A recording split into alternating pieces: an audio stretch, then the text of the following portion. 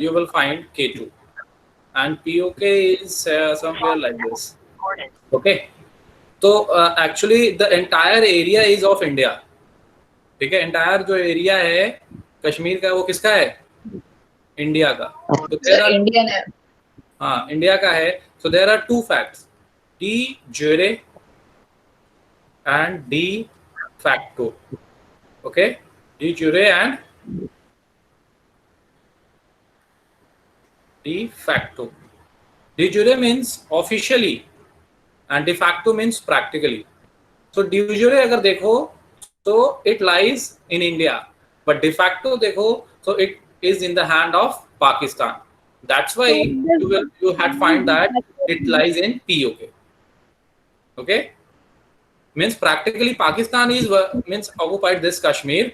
Okay, but officially it is in Indian territory. So we will consider K2 the highest peak of India. Okay, is it clear? समझ में आ रहा है मैं क्या कह रहा हूँ? Yes sir. Do anybody have any What kind is of K2 in Pak occupied Kashmir? yes? आप इसको de jure समझ लो, officially, de facto, practically. तो officially it is like it lies in the territory of India, but practically it is Pakistan. So that's why different statement you will find in on Google. Okay? हमें exam में इसीलिए आपको अलग अलग statement जो है in examination, suppose option A says K2 and option B says Kanchenjunga. Okay, so in that situation you will answer K2, highest peak. Let me tell you very clearly, highest peak of Himalaya in India, Kanchenjunga. Is it clear? Yes, sir. Highest Yes, peak sir. of Himalaya in India. Okay. Highest peak of Himalaya in India. It's Kanchenjunga. K2 is the highest peak of India. Got it? Yes, sir. Yes sir. K2 Himalaya में नहीं है. K2 is a part of Trans Himalaya या Karakoram. But sir उन्होंने कंचनजंगा के लिए ये भी fact दिखाया था कि कंचनजंगा आधा नेपाल में है और थोड़ा सिक्किम में है, मतलब इस तरीके से, इस वजह से भी हम इंडिया में उसको काउंट नहीं करते. इतना टेक्निकल मत जाओ, ठीक है. Kanchenjunga is the highest peak of India. थोड़ा नेपाल में है, बट जो उसकी पीक है वो इंडिया में है. सर K2 पे मतलब चढ़ना ज्यादा मुश्किल क्यों होता है एवरेस्ट से, ऑल्दो एवरेस्ट की हाइट उससे ज्यादा है. किसकी? सर ये जो मतलब मैंने एक आर्टिकल पढ़ा था, उसमें लिखा था कि K2 पे चढ़ना ज्यादा मुश्किल होता है. वहां पे जो लोग मरते हैं, मतलब जैसे 4 लोग चढ़ रहे हैं तो उसमें से 2 मर जाएंगे और सिर्फ 2 ही चढ़ पाते हैं. लेकिन अगर हम एवरेस्ट में देखें तो अगर उसमें 4 चढ़ रहे हैं तो एक की ही डेथ पॉसिबल, मतलब क्या पता उसकी भी ना हो, लेकिन वो 4 भी चढ़ सकते हैं. तो मतलब वो इतना डेंजरस या डिफिकल्ट क्यों है, ऑल्दो एवरेस्ट की height due to different climatic condition. K2 अगर आप देखो एवरेस्ट से लैटिट्यूडनली क्या है, नॉर्दर्न पार्ट में है. लैटिट्यूड तो याद होगा ना आपको? Yes, अगर आप देखिए तो अगर इस तरीके से अगर हम लैटिट्यूड ड्रॉ करते हैं तो समवेयर, अगर ये नेपाल वाला पार्ट मान के चलें ऐसे, तो you will find mount Everest over here. ठीक है, but in case of K2 you will find that it lies somewhere here. तो लैटिट्यूडनल डिफरेंस है, टेम्परेचर का डिफरेंस है. टेम्परेचर के डिफरेंस की वजह से यहाँ पे आइस कवर ज्यादा होगा, मोर ग्लेशियर कवर. ओके, समझ में आया? एक ये भी फैक्ट है इसमें. बेशक एवरेस्ट की हाइट ज्यादा है, लेकिन जहाँ पे कंचनजंगा K2 लाए करता है उसकी हाइट ज्यादा है उससे, मतलब वो और हाईयर उस पे लैटिट्यूड पे लाए करता है. हाँ, हाईयर है. ठीक है. Okay, any other doubt apart from this? Sir second highest peak क्या है इंडिया की?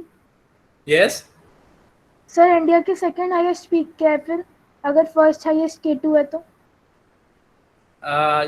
Check it out. I think it's Nanga पर्वत.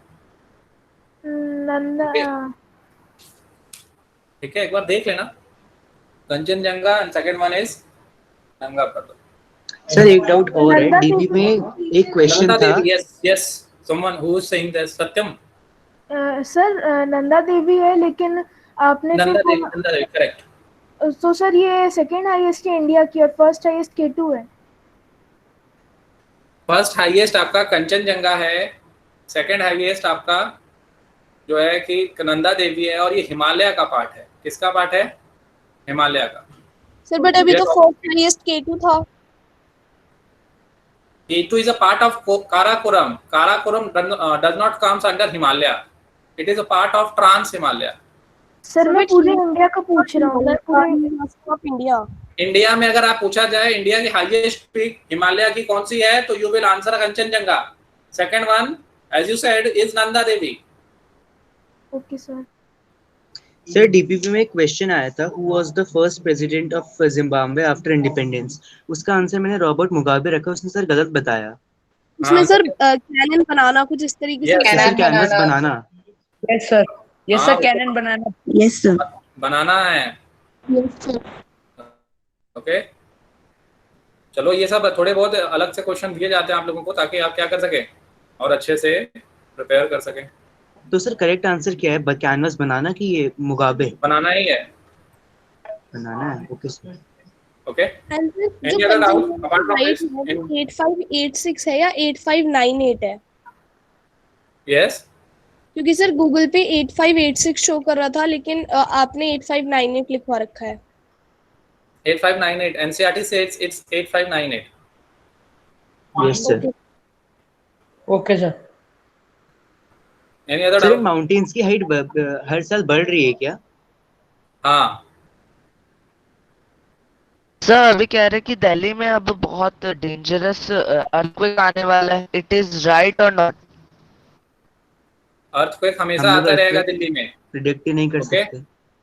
Earthquake will always come in northern part of India, चाहे वो दिल्ली हो, नेपाल हो, उत्तराखंड हो, हमेशा आते रहेंगे, क्योंकि इंडो ऑस्ट्रेलिया प्लेट क्या होती है, क्या हो रही है, सबडक्ट हो रही है under Eurasian plate.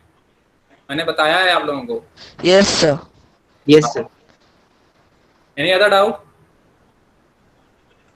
No sir. What is democracy? Why democracy? Do you have any doubt in what is democracy? Why democracy? No sir. No sir. No? ये व्हाइट बोर्ड विजिबल है सभी को? Yes sir. Yes sir, yes sir. Yes sir. So let me ask you some questions. Okay, let me know that how many of you prepared yourself. Okay.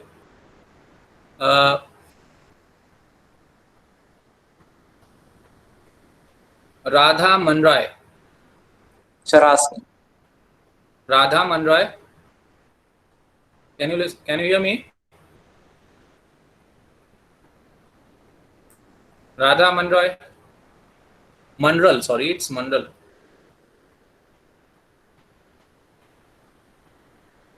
Radha Manral. Okay. Parth Sharma. Parth Sharma. Am I audible to all? Yes, sir. Yes sir. Yes sir, you're audible. Radha Mandal saying that I am not audible. Radha, what's your problem? Voice is not clear. Okay, no problem. Divya Mathur. Sir, ask me. Divya Mathur.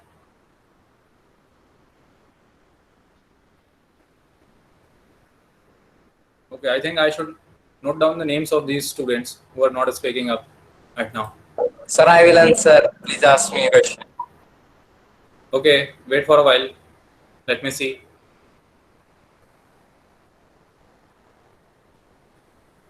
Okay, Shruti Chandra. Yes, sir. Shruti, tell me what are the arguments against democracy? Yes, sir. Arguments against democracy.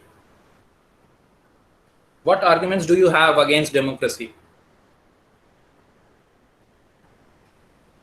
Sir arguments against democracy था कि leader को हमेशा change करते रहना है, leaders keep changing, then था कि जो भी वहाँ के पावर्स होंगे, it is all about political competition and power play. Yes और वहाँ पे so many peoples are consulted leads to delay. वहाँ पे जो वेट थे वहाँ wait Shruti, in first statement you told that there is what leaders keep changing, which leads Yes, to sir. what? Instability. Yeah, you forgot this statement. It leads Sorry, to sir. instability. Okay, Okay, आगे sir. ठीक है, आगे बताओ क्या बता रही हो? Then sir, elected No leaders focus. don't know best for the people, तो वो bad decisions भी ले सकते थे अगर उन्हें peoples के बारे में उतना नहीं अच्छे से पता होता तो। और वहाँ के जो ordinary people थे उन्हें ज़्यादा अच्छा नहीं पता था कि क्या उनको decide करना है, वो अपने कास्ट या अपने जेंडर वालों को देख के वोट दे दिया करते थे। ओके, अच्छा, आर्गुमेंट्स अगेंस्ट डेमोक्रेसी में ये कहा जाता है कि decisions are delayed because so many people are consulted, isn't it?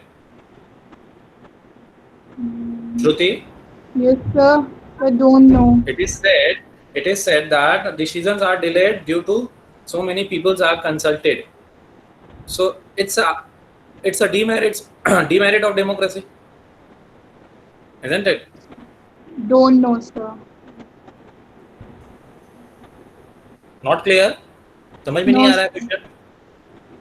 Democracy No. में डिसीजन डिले होता है, बट जो है कि डिसीजन डिले होता है और होने का कारण क्या है कि कई सारे लोगों से उसमें राय मशवरा ली जाती है, isn't it? तो ये डिले होता है, ये क्या है? डीमेरिट है ना? Yes Sir, may I tell? Sir इसको मेरिट भी तो कह सकते हैं। वेट, मुझे बात करने दो श्रुति से। Sir, and Deepak, may I tell? तो श्रुति, इसमें एक बात ये भी आती है कि डिसीजन डिले हो तो रहा है, but that decision is qualitative decision. Yes, well organized and well planned. Shruti, can you hear me? Yes sir. तो तो- समझ आ गया। समझ में आ गया? तो अब वो क्वालिटेटिव भी होता है, तो डीमेरिट भी है और साथ साथ उसके साथ हमें क्या देख रहे हैं, उसकी मेरिट भी देख रहे हैं। तो डिसीजन डिले होना चाहिए। Maybe some it's mean कि अगर कोई डिसीजन डिले हो रहा है तो उसके बेटर भी ऑप्शंस आएंगे, मतलब उसका रिजल्ट अच्छा आएगा। तो But आपको it's also an argument that justice delayed is justice denied. चलो ठीक है। Arnav Singh. Yes sir. Yes, Yes sir. Decisions क्या होते हैं? डिले होते हैं, but that decision lead to qualitative decision, isn't it? Yes sir. So it is better to delay decision. Can we say this? No sir. Sir ये तो statement का गलत form हो गया। सर कई लोग कंसल्ट करते हैं एक दूसरे से, तब वो बेटर डिसीजन लेते हैं। सर ये इसका मेरिट है, लेकिन इसमें जो टाइम लगता है वो इसका डिमेरिट है।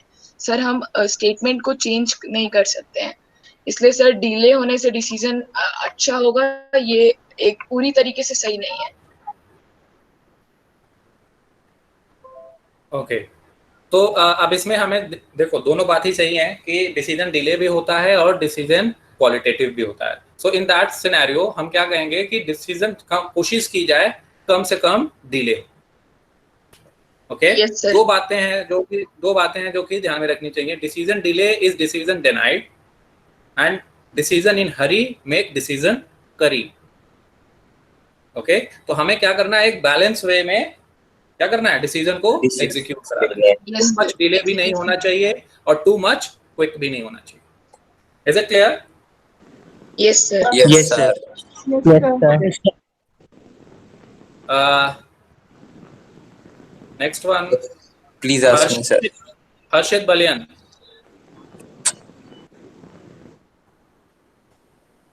हर्षित Baliyan, can you hear me?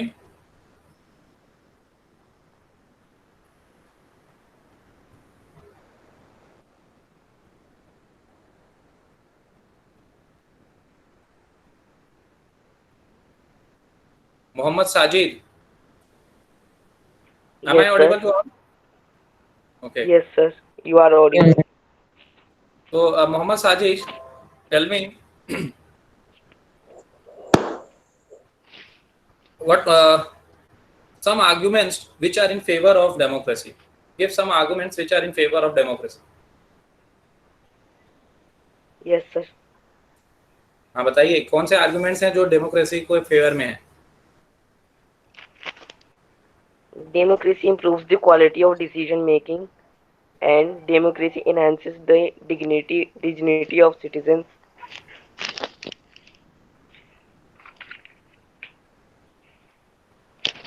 Democracy leads to better decisions. Okay, it is said that democracy is more accountable form of government. कहा जाता Yes, है. sir. On Yes, what sir. basis you can say this that it is more accountable form of government? Sir, we can take example of China's famine of 1958 and 1961. Between 1958 and 61. Okay. Yes, sir. In this तो उसमें famine, बताओ. हाँ. in this famine, nearly 30 million people died in this famine. Economists think that this was a result of different government policies in the other countries and China. Other countries here refers to India. Okay. Yes, sir. Okay.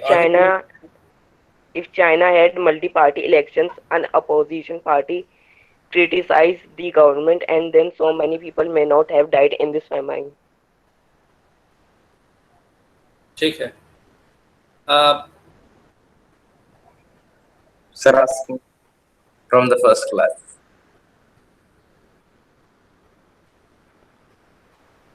Abhay Tomar.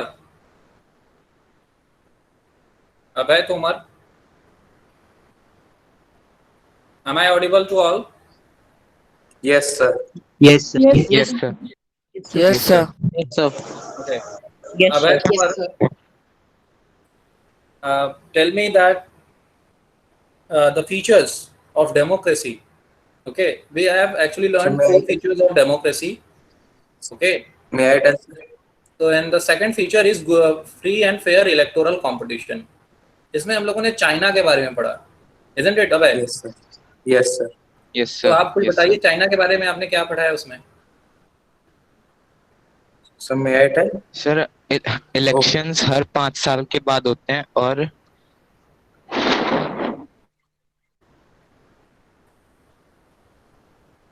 Sir वहाँ पे 1 party rule है और वहाँ पे सिर्फ एक ही government है, Chinese communist party, और वहाँ पे अप्रॉक्स 3000 मेंबर्स हैं उसमें ऑल ओवर चाइना.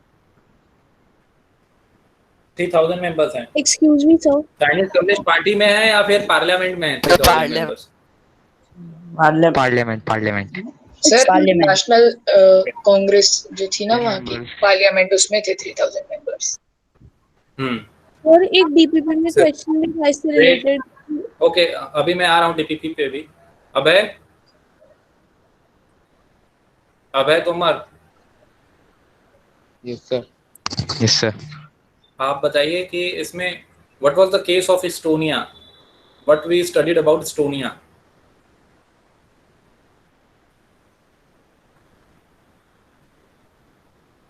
सर वहाँ पे रशियन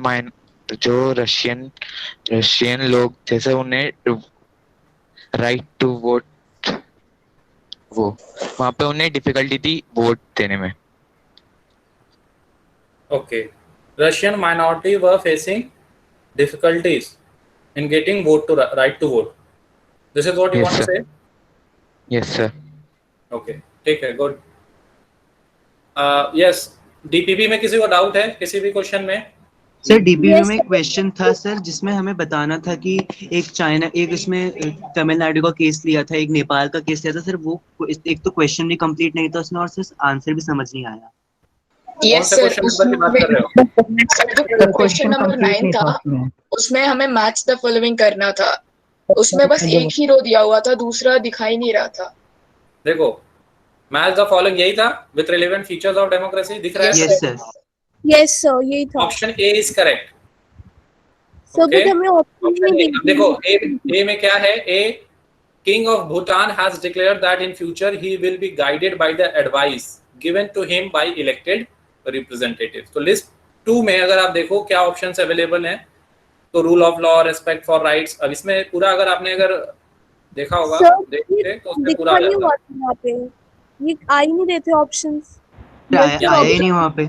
ये ऑप्शन आया ही नहीं वहाँ पे। नहीं नो सर, कुछ नहीं आया। लिस्ट 1 है ना, वो भी इतनी आई थी कि उसका थोड़ा सा पार्ट रह गया था सर। बाद देखो में यहाँ पे review सर वो करने तो में मेरे जो स्कूल के टीचर ने भेजा था, उसने मैंने किया।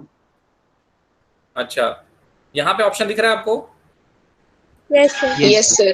तो यहाँ पे ये होगा decision by elected leaders. Okay, King of Bhutan has declared that in future he will be guided by the advice given to him by elected representatives. इसका मतलब क्या? Major decisions by elected leaders. जो elected leaders होंगे वही जो कहेंगे वही King of Bhutan करेंगे। Is that clear? Yes sir. Yes sir. और ये you will find this match the following in your book also, NCERT also. Okay, and it is important for NTSC second stage. This kind of Okay, sir. question can be asked in NTSC second stage. First में भी पूछा जा सकता है, but chances हैं second stage में ज्यादा पूछने। इसमें सारा एक्सप्लेन कर दें आप लोगों को, वन बाय सर एक वन बार समझा दीजिए। ट्राई करोगे? सर मुझे स्कूल में भी समझ नहीं आया था ये क्वेश्चन। ये वाला पहला समझ में आया? Yes sir. ये सर पहला आ गया। Yes sir. अब देखो दूसरा है, many Tamil workers who migrated from India were not given a right to vote in Sri. Okay, migrated India from India and not given right to vote in Sri Lanka. So here you will find that there was an issue of one person, one vote and Person. okay. Next one is the King of Nepal imposed a ban on political gatherings, demonstration and rally. Excuse me, sir. Okay, तो इसमें क्या है? It is a right for country Respect for right. that it is a democratic country. Excuse. Listen, first of all, let me complete it. Then I will solve your queries one by one. Okay. So third one is the sir वो option उसके लिए Second में आप- कैसे हुआ? वहाँ तो one vote one person, मतलब एक पर्सन को वैल्यू मिल ही नहीं रही है उसके वोट की, वो दे ही नहीं सकते वहाँ वोट। कौन नहीं दे सकता वोट वहाँ पे? Many Tamil workers who migrated from India, हाँ, उनको श्रीलंका में वोट देने का अधिकार था ही नहीं। हाँ, फिर ये not given. One vote and one value को कैसे रेलेवेंट करता है ऑप्शन, मतलब ये रेलेवेंट कैसे है उसके लिए? One person, one vote, one value. Okay. तो अब यहाँ पे जो प्रॉब्लम है वो रिलेटेड टू वोट ही है। इनको तमिलियन वर्कर्स, देखो श्रीलंका में भी तमिलियंस रहते हैं। ओके, वहाँ के नेटिव तमिलियंस को राइट टू वोट है, but those who are migrated और those who had came from India, ठीक है, they had not got this kind of right. So there was an issue of one person, one vote, one value. This is what you studied in case of Estonia. This is what Yes, you sir. studied in case of Fiji. Yes. Okay, there was an issue of one person, one vote and one value. So compare it with that one. Got it? Saudi Arabia also. Saudi Arabia also. समझ में आ रहा है? Yes sir. Yes sir. Yes sir. The King of Nepal imposed a ban on political gatherings, demonstration and rallies. Okay, if you are doing this, means you are against the very principle of democracy. अब इस case में क्या करेंगे? So what is happening over here? Respects of rights has been denied. ठीक है, ये इनके right है भाई, पॉलिटिकल गैदरिंग करो, demonstration, these are the norms of democracy. Okay. फिर नेक्स्ट है, the Indian Supreme Court held that the dissolution of Bihar Assembly was unconstitutional. Was unconstitutional means there is a issue of rule of law. आपने class 8 में पढ़ा होगा, different kind of rights पढ़े होंगे, उसमें से पहला पढ़ा Yes, होगा sir. Rule of law, article Yes, 14 sir. Of Indian constitution, rule of law. ठीक है, तो यहाँ पे इन्होंने सुप्रीम कोर्ट ने क्या कहा, that the dissolution of Bihar Assembly was unconstitutional, means there was a breach of law. ठीक है, there was a breach of law. breach मतलब not following the law. Dissolution का Yes, मतलब sir. क्या है सर? हाँ, डिसोल्यूशन का मतलब कि असेंबली को डिसोल्यूशन किया जाता है ना, जो है कि एक तरीके से आप कह सकते हो खारिज करना, Okay समय sir. से पहले उसको क्या कर देना, डिसॉल्व कर देना. Yes sir. Yes sir. फिर उसके बाद है political parties in Bangladesh have agreed that a neutral government should rule the country at the time of election. ठीक है, तो इसका मतलब सीधे सीधे बच रहा है free and fair electoral competition की बात समझ में आया सभी को? Yes sir. किसी को डाउट है? Excuse me sir, No, sir sir. Yes, someone is saying जो समथिंग। चाइना की पार्टी है ना, उस वाला भी क्वेश्चन था। तो सर वो तो चाइनीज पार्टी है ना, पीआरआई, वो चाइनीज पार्लियामेंट कोई ना है। कौन सा पीआरआई? चाइनीज पार्टी है? मेक्सिको की institutional revolution party. Mexican party है। पीआरआई इज जो a political Chinese party in party है मैक्सिको। वो सर, पीआरआई जो, सॉरी सर, चाइना की जो पार्टी है नेशनल पीपल्स कांग्रेस, ये पार्टी जो नहीं है, पार्लियामेंट है। पार्लियामेंट है। हाँ, मतलब वो हमेशा, पर वो सर आपने तो बताया था उसमें वन पार्टी रूल ही रहता है। चाइनीज कम्युनिस्ट पार्टी का ही है ना वन पार्टी रूल। बट वो पार्लियामेंट है। हाँ, वो पार्लियामेंट है जिसका नाम क्वांगो रेनमिन दाइब्याओ दाहुई। दावी। ओके, उसी को इंग्लिश में कहा नेशनल पीपल्स कांग्रेस। तो सर इट्स अ पार्लियामेंट, और ये मतलब तो इसके रिप्रेजेंटेटिव्स इलेक्शन भी लड़ते हैं। ये दोनों अलग अलग पार्लियामेंट में लोग इलेक्ट होके आते हैं, रिप्रेजेंटेटिव्स यहीं पे तो आते हैं, जैसे हमारा एक पार्लियामेंट है। तो फिर वन पार्टी रूल कहाँ है? वन पार्टी रूल के एक ही पार्टी के आते हैं ना, चाइनीज कम्युनिस्ट पार्टी और 8 अलाइड पार्टीज। तो ये नेशनल पीपल्स कांग्रेस ये पार्लियामेंट है, और चाइनीज पार्टी अलग है, चाइनीज कम्युनिस्ट पार्टी। हाँ, और जो 3 कम्युनिस्ट पीपल है वो हमेशा चाइनीज कम्युनिस्ट पार्टी के ही चूज करे जाते हैं, मतलब चूज होते हैं। बिल्कुल, चाइनीज कम्युनिस्ट पार्टी ही अपने रिप्रेजेंटेटिव्स को पार्लियामेंट में भेजती है, और वही पार्लियामेंट क्या करते हैं? प्रेसिडेंट को अपॉइंट करते हैं। ओके, ठीक है। यस और सर। किसी का कोई डाउट है? नहीं?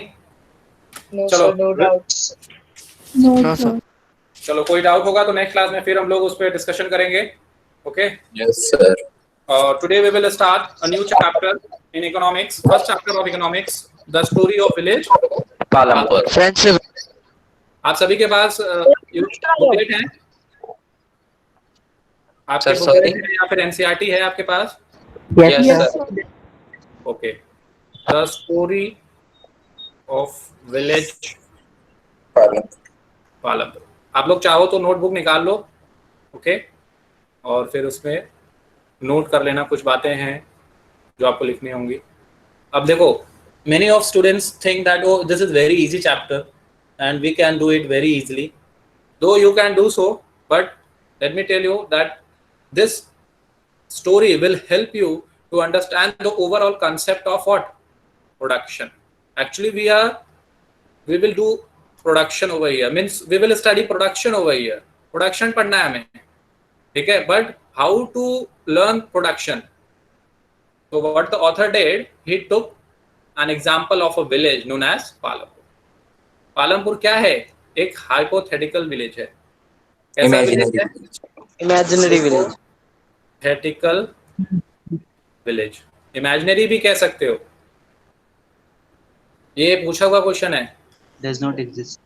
ठीक है, प्रोबेबली डज नॉट एग्जिस्ट। अब ये क्यों एग्जिस्ट नहीं करता है, वी विल डिस्कस। ठीक है, अब इसी पे, अब पालमपुर अगर देखो तो इस तरह के विलेज अगर इंडिया में देखोगे भी तो कहाँ मिलेंगे? इन वेस्टर्न यूपी। कहाँ मिलेंगे? Western UP. सर जरूरी है वहीं मिले? मतलब अगर इस तरह के, अगर समहाउ अगर इस तरह के विलेज अगर आपको दिखते हैं तो particularly you will find in western UP. We will discuss how later on. First of all write it down. अगर suppose a question comes that village Palampur is a imaginary village, hypothetical village, ठीक है, real village, और option A and B, तो answer क्या होगा? Option A and B, hypothetical as well as imaginary. दोनों का मतलब हालांकि एक ही है। Is that clear? Yes sir. UP क्या है सर? मैं लीव करके आया था गलती से। ये वेस्टर्न यूपी क्या है? ये वेस्टर्न यूपी, अब suppose this one is UP, okay, तो UP, this one is western, this one is eastern. Sir, he is asking for what you have taught here is laptop. What about western UP. आपने western UP के बारे में sir क्या बताया ये अभी? बताया ये है कि वेस्टर्न यूपी में पालमपुर जैसे विलेज दिख सकते हैं। ठीक है। Okay sir.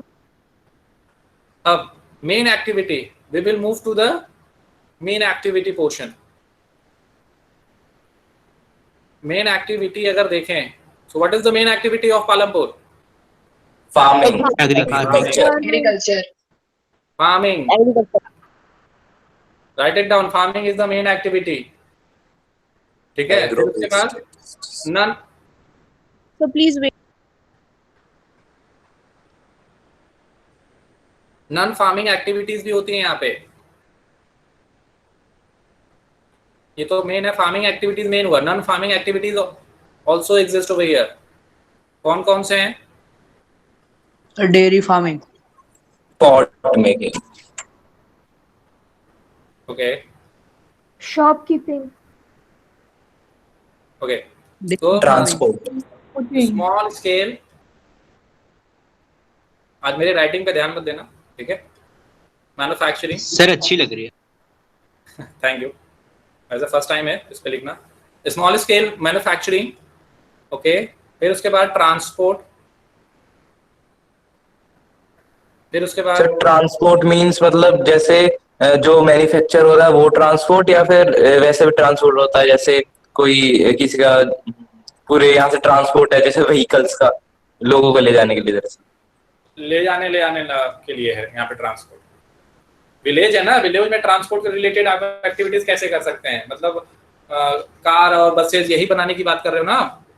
Yes sir. नहीं, उसकी मैन्युफैक्चरिंग नहीं होती है। एक पालमपुर एक छोटा सा विलेज है जो कि आप देखोगे एक स्टैंडर्ड विलेज है, and probably does not exist in India, and if it exist particularly in western UP and surrounding areas. समझ में आया ये portion? Yes sir. Yes, sir. Yes, sir. Doubt? No sir. No no sir. Doubt. तो next हम लोग देखते हैं इसमें, we will study next part। अब इसमें क्या है कि सर Yes. एक स्क्रीन पीछे करना, पहले स्क्रीन करना। यस, सर एक बार पहले करना, मतलब स्क्रीन में लिखना। सर नोट डाउन करना है, 1 मिनट। अभी नोट डाउन करना है आप लोगों को। यस सर, बस 1 minute. Yes sir, please Yes, थोड़ा sir. सा धीरे चलिए, समझ भी नहीं पाते, फिर लिखना पड़ता है। लिखो।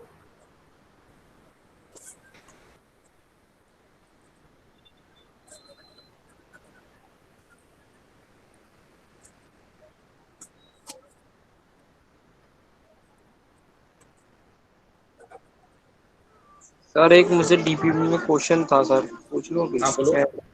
सर एक क्वेश्चन था, उसमें पूछा था कि डेमोक्रेटिक कंट्री में फेमाइन होने के कम चांस होते हैं। इसके सर आंसर मुझे समझ में आया कि इसमें दे रखा था answer, people have a choice of religion and belief. Sure, ऐसा क्वेश्चन पूरे डीबीपी का ऑप्शन बताओ, क्वेश्चन नंबर बताओ। सर ये सभी ने देख लिया है? Yes sir. Yes sir. Sir okay, कौन सा क्वेश्चन नंबर है?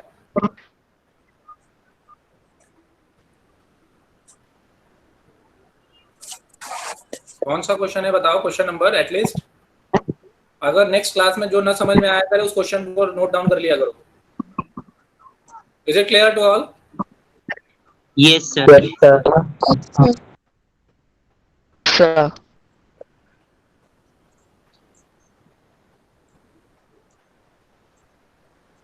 Sir question number 7। Okay, thanks. Which of these is not a valid reason for arguing that there is a lesser possibility of famine in a democratic country? अब देखो, अब question समझो पहले। Which of these is not a valid reason for arguing that there is a lesser possibility of famine in a democratic country? तो people are free to believe in and practice any religion. ये कोई valid reason आपको लग रहा है? Religion से famine से क्या रिलेशन है? कुछ नहीं है, ये कोई रीजन ही नहीं इंक्लूड कर सकते आप इसमें। अब देखो, first one if you will look, तो यहाँ पे draw attention and hunger, draw attention to hunger and starvation. तो क्या है, पॉसिबिलिटी है कि फेमाइन क्या हो जाए, उसका इफेक्ट कम पड़े।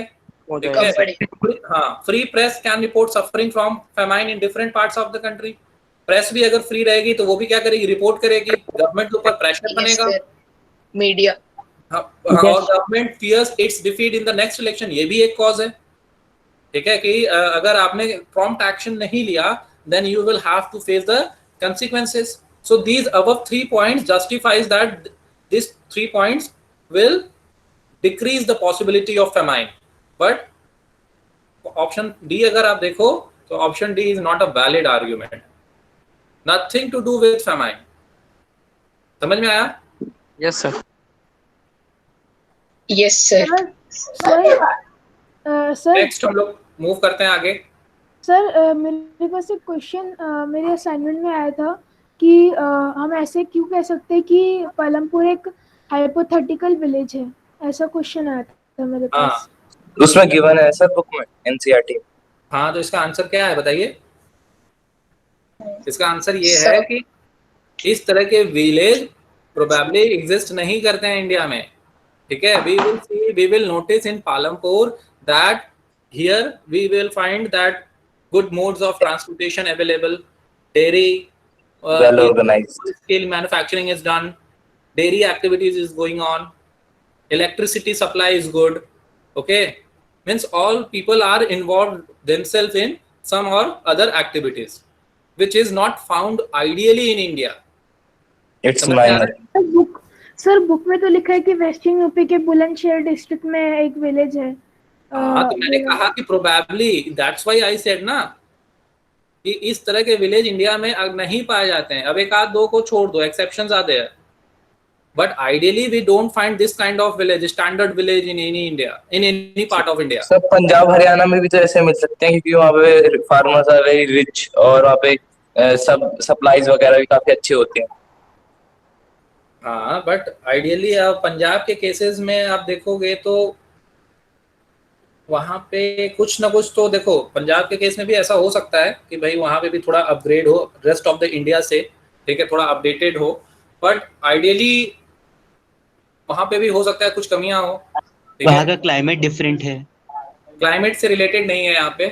आप कह सकते हो next to western UP Punjab बिल का, ठीक है। Yes sir, because Punjab and Haryana started the green revolution. अब देखो पर्टिकुलरली जो ग्रीन रेवोल्यूशन रिलेटेड एक्टिविटीज हैं वो पंजाब, हरियाणा और वेस्टर्न यूपी में ही है, ओके। तो तो हो सकता है कि हम इसको क्या कर सकते हैं, एक ऑर्डर में रख सकते हैं, ठीक है।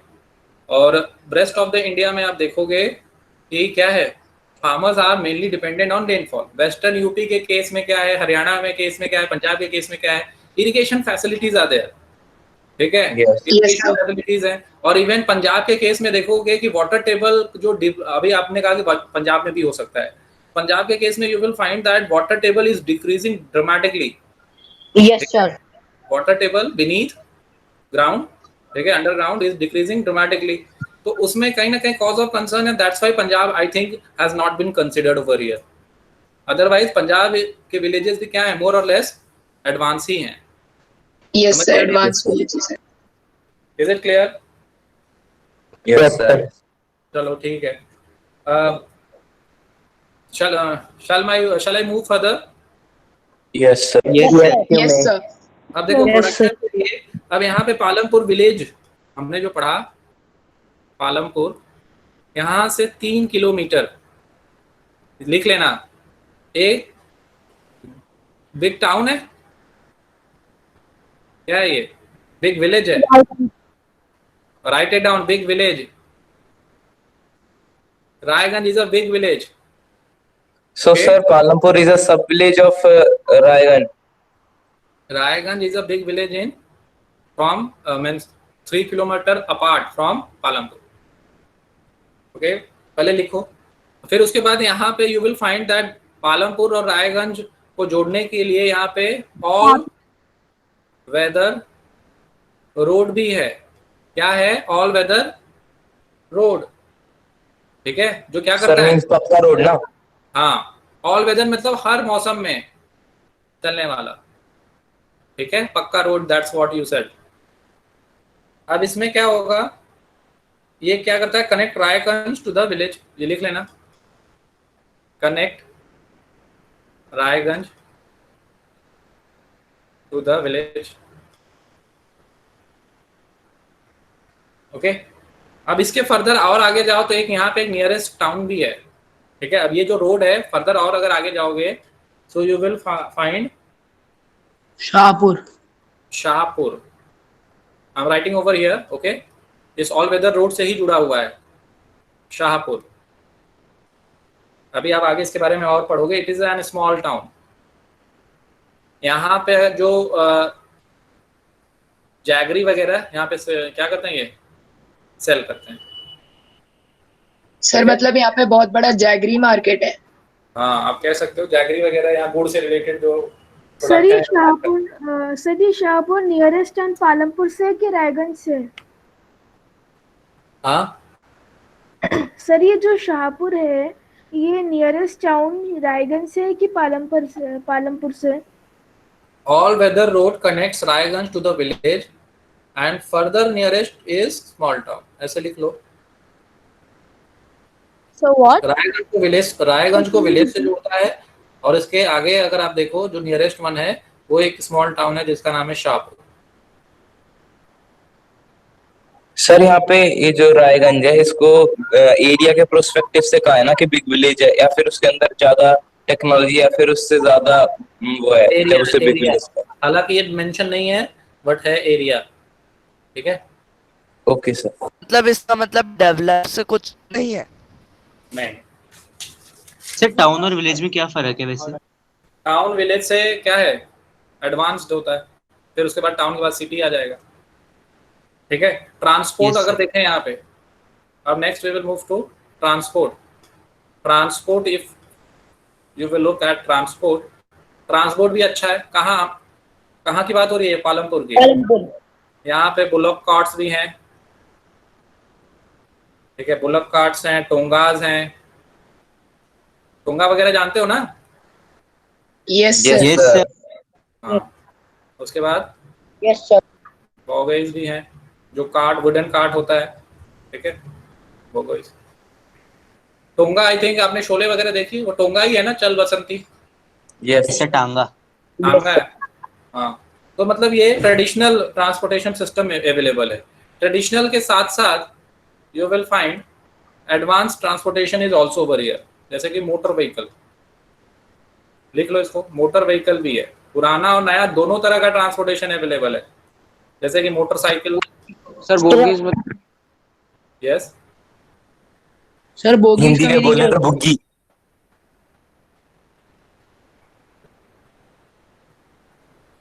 सर बोगी इसका मीनिंग क्या होता है? बोगीज का मतलब वुडन कार्ट होता है, जो कि बफेलो या फिर बुल्स क्या करते हैं, चलाते हैं। सर ट्रक भी है। हाँ, क्या कहते हो, क्या कह रहे हो? ट्रक भी है।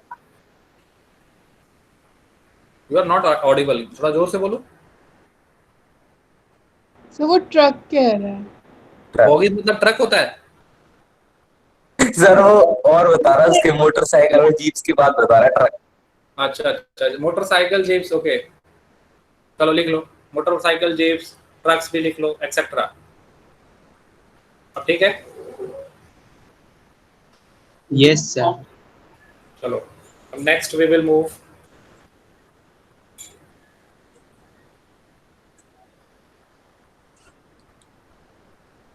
किसी का छूटा तो नहीं है? No sir. No I sir. think most of you had done this chapter in your school, है ना? स्कूल में सबसे पहले यही चैप्टर कराते हैं, मोर और लेस। यस अभी का हो गया है? यस नहीं सर। हुआ है? No yes sir. Sir. No Yes, sir.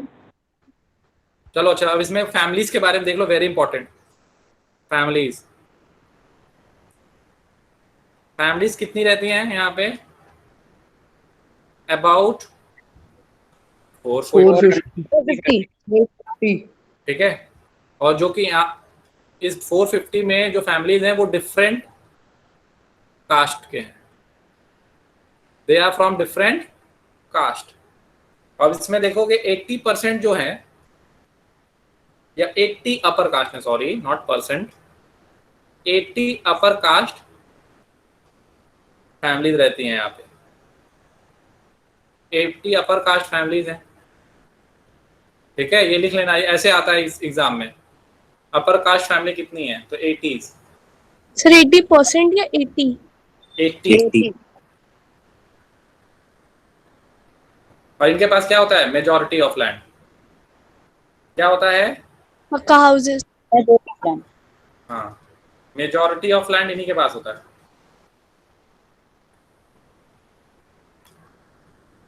Okay, चलो आप सभी ने पढ़ा है ना? तो अब इसमें बताइए कि एससीज के जो है कि नंबर्स कितने हैं? तो किसके? एससीज 1/3 sir 1/3 150 1/3 yes Sir, it's 1/3. population. अच्छा, 1/3 मतलब 150, isn't it? Yes, sir. Yes sir अच्छा, कोई ऐसा भी है जो नो कह रहा है? कोई तो होगा बच्चा पढ़ने वाला जो कहेगा नहीं सर। बच्चों, ये 1/3 ऑफ द पॉपुलेशन है।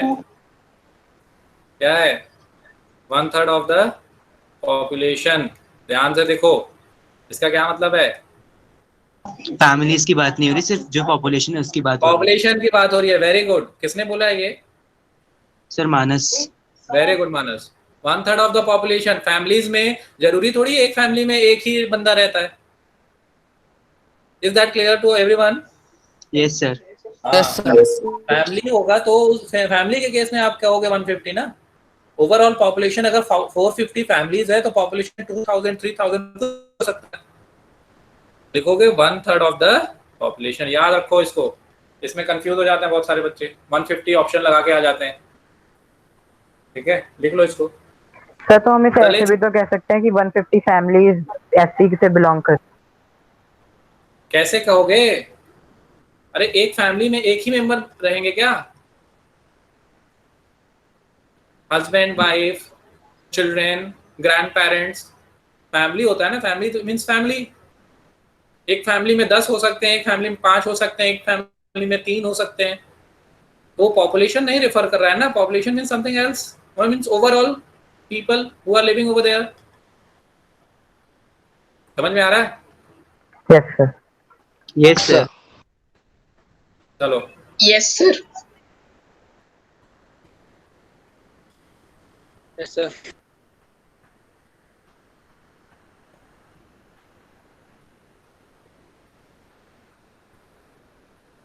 चलो नेक्स्ट है, ये किस में रहते हैं?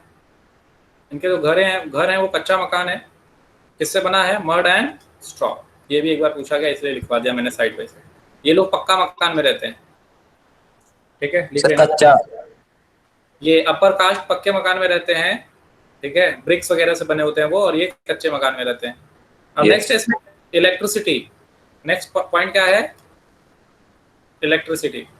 ये भी इंपॉर्टेंट है। तो मोस्ट ऑफ द हाउसेस के पास है। क्या है? Most of the houses have connection of electricity. Write it down. और इलेक्ट्रिसिटी की हेल्प से क्या होता है? क्या रन करते हैं हम? Tube wells to irrigate land. Yes, to irrigate for the irrigation purpose.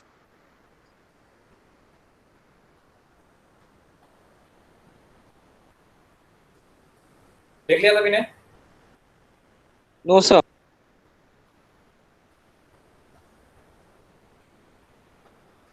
Sir please wait, लिख रहे। ओके, जल्दी करो। Done sir. Done. No sir. Sir सभी को समझ में आ रहा है अभी तक? Yes sir. किसी को कोई डाउट है तो पूछ लो। No sir.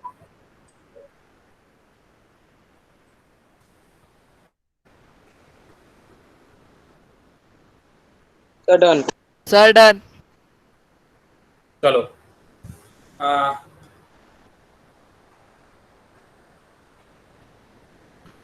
अब इसके साथ साथ और क्या फैक्ट्स हैं पालमपुर के बारे में? 2 प्राइमरी स्कूल्स। 2 प्राइमरी स्कूल्स हैं। 1 high school And 1 higher school. 1 high school. High school. Sir इतने सारे बच्चे 3 स्कूल में आ जाते होंगे? कितने सारे? सर पूरे विलेज के लोग, पूरे विलेज के बच्चे इन सब में आ जाते होंगे 3 में, 2 primary school and 1 high school. हाँ, प्राइमरी स्कूल सरकारी है ना, हाँ आपको हाँ। बैठाएंगे। ठीक है, इसके साथ साथ और क्या है यहाँ पे? 1 dispensary. प्राइमरी हेल्थ सेंटर, ये लिख लो। हॉस्पिटल। प्राइमरी हेल्थ सेंटर कौन रन करता है? Run by government.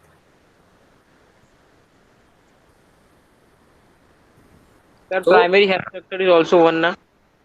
हाँ sir private dispensary, sir private dispensary. हाँ, प्राइवेट डिस्पेंसरी वो भी लिख लो।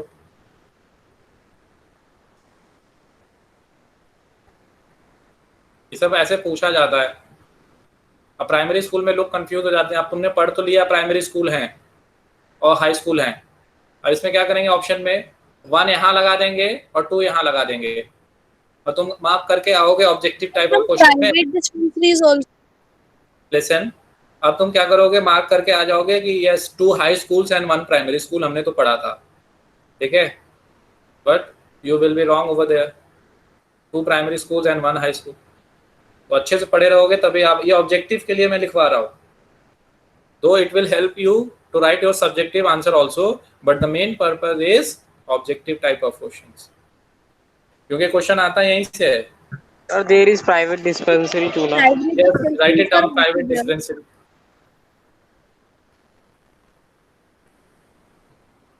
ये भी लिख लो। अब इसके अलावा so what we concluded, what we come to know about it, कि Palampur Well developed. yes is a well developed village. So Palampur is a well developed village. इस तरह के विलेज आइडियली इंडिया में नहीं मिलते हैं। ठीक है, we will not find this kind of village in India. अब यहाँ पे हमने क्या क्या फैसिलिटीज देखी? हमने सिस्टम ऑफ रोड्स देखे, ऑल वेदर रोड्स पढ़ा ना अभी? Yes, और sir. क्या पढ़ा हमने? हमने ट्रांसपोर्ट देखा, ट्रेडिशनल टाइप ऑफ ट्रांसपोर्ट भी है और मॉडर्न टाइप ऑफ भी है, मोटर व्हीकल्स भी हैं। इलेक्ट्रिसिटी का क्या है? कनेक्शन अच्छा हर घर कनेक्शन है, में most sir electric connection. Sir health irrigation centre, facilities भी है, schools, इरिगेशन फैसिलिटीज भी है, स्कूल्स health भी हैं, center. एजुकेशन भी हो रहा है, schools, medical Education facility. health care centers. Etcetera. ठीक है, तो if someone ask you that what is the unique feature of the village Palampur, so these are the unique feature. Why I am calling this unique? Because ideally we don't find this kind of villages in India. Sir मतलब ये chapter ये कहना चाहता है कि India में villages ऐसे होने चाहिए। Yes, very good. होने चाहिए। Yes, है sir. नहीं। तो सर अभी तो हो रहे डेवलप। हो रहे हैं, पर अभी नहीं है। अभी देखो तो अभी तो कोविड-19 से फाइट कर रहे हैं। कोविड-19 से फाइट कर रहे हैं। माइग्रेशन वर्कर्स को देखो क्या हो रहा है, डे बाय रोज, day by day you will find Yes, news, sir. Different kind of news related to migrant workers. सही है। ओके, सर ट्रेन चल रहे फिर भी वो माइग्रेट करके क्यों जा रहे हैं sir? Because they have not any kind of food or support. Yes, helplessness. अब उनके Yes, पास sir. जॉब भी नहीं है। हेल्पलेसनेस। बट सर वो गवर्नमेंट सोच तो रहे हैं कि उन्हें विलेज फ्री में पहुंच जाएगा पहुंचा तो रही है। गवर्नमेंट इज वर्किंग बट उनकी पॉपुलेशन इतनी ज्यादा है, 11 करोड़ पीपल जो माइग्रेट होना चाहते हैं। लेट्स तो डोंट population कितनी गवर्नमेंट हेल्प कर रही है, लेकिन ये जो टाइम है वो मजदूरों की अनाज कटाई का है, इसीलिए वो लोग गाँव जा रहे हैं। इसका मेन रीजन ये नहीं है कि वो भूख मर रहे हैं। मोक्षिका बोल रही हो? यस या sir. Okay, don't get into debate. आप सभी को मैं कह रहा हूँ, ठीक है? ठीक है, आप लोगों की अंडरस्टैंडिंग अच्छी है, अंडरस्टैंडिंग आप लोगों की अच्छी है। अब इधर फोकस करिए अपने स्टडी पे।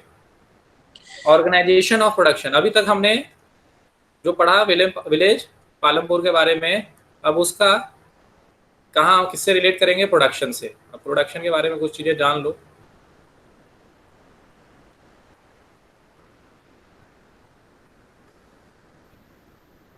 ठीक है, what is production if someone ask you, तो क्या आंसर दोगे? What is production? Producing anything. Producing नहीं a good, Producing a thing which is used by people. useful for the people. Producing goods and services. Producing, this is very good. किसने कहा ये? Sir goods and Vishal. Services किन्होंने कहा है? Very good, लिख लो इसको।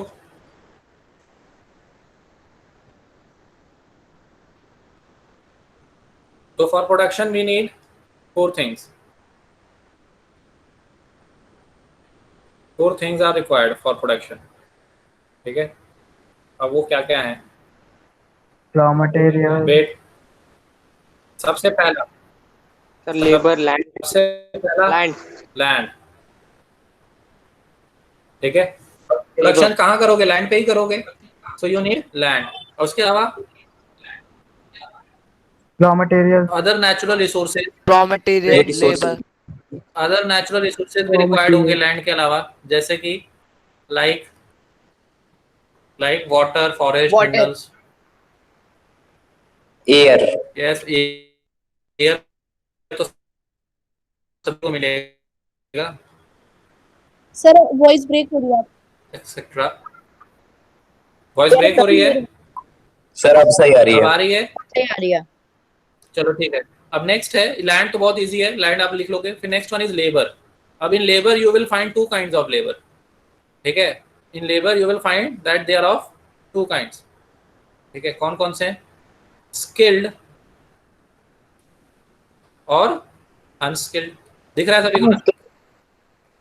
Skilled Yes, and sir. Unskilled. अब रिक्वायरमेंट दोनों तरह की होती है, स्किल्ड एंड अनस्किल्ड। ये क्या होते हैं? Highly educated. सर अनस्किल्ड को कौन लेगा? स्किल्ड जो होते हैं वो क्या होते हैं? Highly educated. हाईली एजुकेटेड होंगे। हाईली एजुकेटेड होते हैं फिर भी लेबर होते हैं। यस, नहीं जरूरी थोड़ी है वो दिहाड़ी करे। हाईली एजुकेटेड वर्कर्स हैं। Write it down first, then we will discuss. Important task handle करते हैं ऑर्गेनाइजेशन के।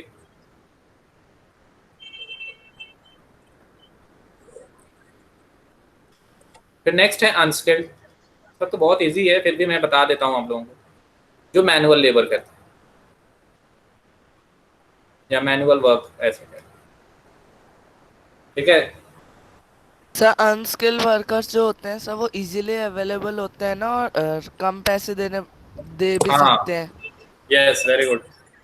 सर बट क्या कहते हैं, वो तो इसलिए होता है ना कम पैसों का, क्योंकि डिमांड, उनकी डिमांड कम है और वो ज्यादा है। हम लोग आगे अभी पढ़ेंगे इनके बारे में, अनस्किल्ड लेबर के बारे में पढ़ेंगे, किस तरीके से प्रॉब्लम उठानी पड़ती है इनको। आप लोगों ने लिख लिया इसको? मतलब सर है तो सब labour yes sir, yes sir. Yes, sir. चलो नेक्स्ट हम लोग देखते हैं। Yes sir. Sir no sir, last वाला नहीं लिखा। लास्ट आपका क्या रह गया? Skilled and unskilled. स्किल्ड आपके हाईली एजुकेटेड होते हैं, ठीक है, जो कि इंपॉर्टेंट टास्क करते हैं ऑर्गेनाइजेशन के, और अनस्किल्ड मैनुअल वर्क करते हैं। क्लियर है अब? सर जो ठेकेदार होते हैं, मतलब जो भी किसी कंस्ट्रक्शन वर्क में काम कराते हैं, वो स्किल्ड होते हैं ना, यानी कि? हाँ, नहीं, वो कंस्ट्रक्शन में जो काम कर रहे हैं वो कैसे? नहीं सर, वो नहीं, जैसे जो ठेकेदार होते हैं वो तो काम नहीं करते हैं ना, बट उनको ऑर्गेनाइज करते हैं, उनका सब मैनेजमेंट करते हैं, तो वो तो स्किल्ड ही हो गए। अब देखो, स्किल और प्रोडक्शन में उनका क्या रोल है? वो प्रोडक्शन एग्जीक्यूट कराते हैं, वहां पे ह्यूमन कैपिटल का इन्वॉल्वमेंट है, और human capital as well as physical capital का इन्वॉल्वमेंट है। ठेकेदार है, उनके पास पैसा है, इसी वजह से उनको ठेकेदारी मिली है, और कहीं ना कहीं अपने ब्रेन का इस्तेमाल करके उसको क्या करते हैं? उस ठेके को कंप्लीट करते हैं within a stipulated given time. समझ में आ रहा है? Okay sir.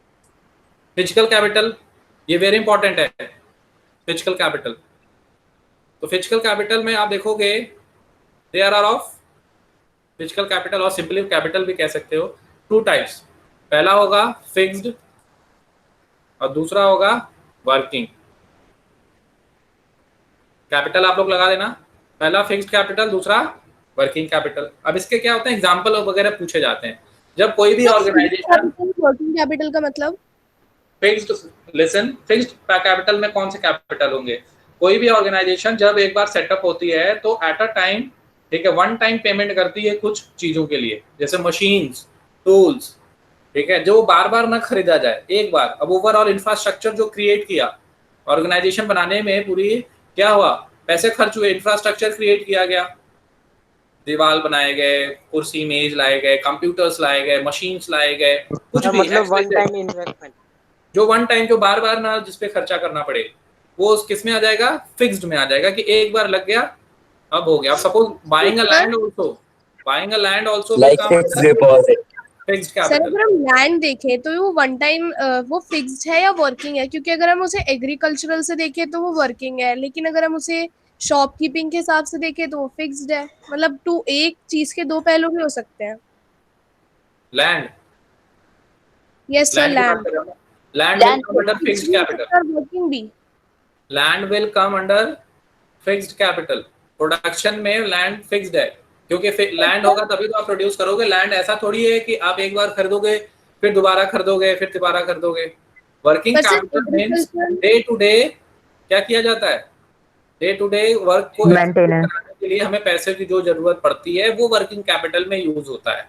अब रॉ यस मटेरियल सर, इन्होंने एग्रीकल्चर का एग्जांपल दिया सर। एग्रीकल्चर में तो जो सीड्स हैं वो होंगे, उनके रेट्स वर्किंग कैपिटल में आएंगे। Yes sir. Land will not come under working capital. Okay, समझ में आ रहा है? Yes sir. मतलब जो Yes, sir. अदर चीज यूज होंगी सीड्स लाइक इसी तरीके से वो वर्किंग कैपिटल में आएगा, लेकिन जो लैंड है वो फिक्स्ड कैपिटल ही रहेगा। हाँ, क्योंकि लैंड ऐसी एक चीज है जो महंगी आती है, ठीक है, महंगी मिलती है, तो उसमें एक बार इन्वेस्टमेंट होता है, उसमें एक बार में बहुत ज्यादा पैसा लगता है, वो फिक्स्ड हो जाता है। और एक बार जब उसमें पैसे लग जाते हैं तो वो हमेशा के लिए उस इंडिविजुअल के नाम पे हो जाता है जिसने उसे खरीदा है, अनटिल एंड अनलेस उसको वो जब बेच नहीं रहा है। ठीक है, तो एक बार पैसा लगता है जमीन खरीदने में, तो will come under fixed capital. Right it down.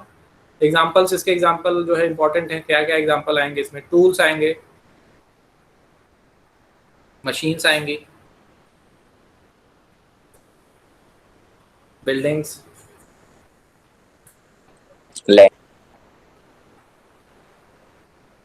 Generator, turbine.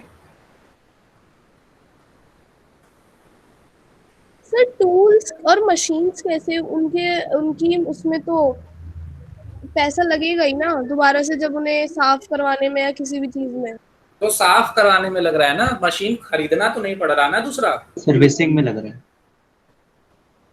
या फिर मॉडिफिकेशन। ऐसे तो हम लैंड में भी इरिगेशन के लिए केमिकल्स डालते हैं, उसमें भी तो हमें पैसे लग रहे हैं, वो भी तो वर्किंग कैपिटल में आएगा ना। वो तो डे टू डे एडमिनिस्ट्रेशन में हो रहा है। मशीन अगर आप चलाओगे तो obviously you need what, sir but हम ऑयल और ये सर्विसिंग उसके लिए अब सर्विसिंग तो हमें तो चाहिए होगी ना। अब in case of this tools and machine ऐसा नहीं है, सपोज यू आज आपने एक मोटरसाइकिल खरीदी, ठीक है, तो मोटरसाइकिल खरीद लिया तो बस अब जो है कि आपको कुछ नहीं करना है, बस चलाते जाना है चलाते जाना है। उसकी सर्विसिंग कराओगे, उसमें पेट्रोल डलवाओगे time to time, as and when you will move one place to another. Motorcycle बार बार तो नहीं खरीदोगे ना, एक ही बार खरीदोगे ना। Example of AC. ठीक है, चलो, is that clear to everyone? Sir sir इसका मतलब ये है, अगर हमें वर्किंग कैपिटल चाहिए तो उसके लिए हमारे पास पहले फिक्स्ड कैपिटल होना चाहिए। फिक्स्ड और वर्किंग दोनों की रिक्वायरमेंट होती है प्रोडक्शन में। फिक्स्ड होगा तभी वर्किंग आपका वर्क करेगा, फिक्स्ड होना चाहिए, वर्किंग भी होना चाहिए। ठीक है, ओवरऑल कैपिटल की रिक्वायरमेंट होती है, और कैपिटल को हम क्या करते हैं, दो पार्ट में सेग्रीगेट करते हैं, एक फिक्स्ड में और एक वर्किंग में। सर जो हमारा इनपुट होता है वो फिक्स्ड, वो कौन सी कैपिटल में आता है? कौन से? वो कौन सी कैपिटल में आता है? कौन से कैपिटल में आता है? सर जो हमारा इनपुट होगा उसको हम कौन सी कैपिटल में लेंगे, फिक्स्ड कैपिटल की वर्किंग कैपिटल? वर्किंग कैपिटल में, क्योंकि वो इनपुट है ना। रॉ मटेरियल अगर सपोज इनपुट है तो it will come in working capital. Yes sir, clear है?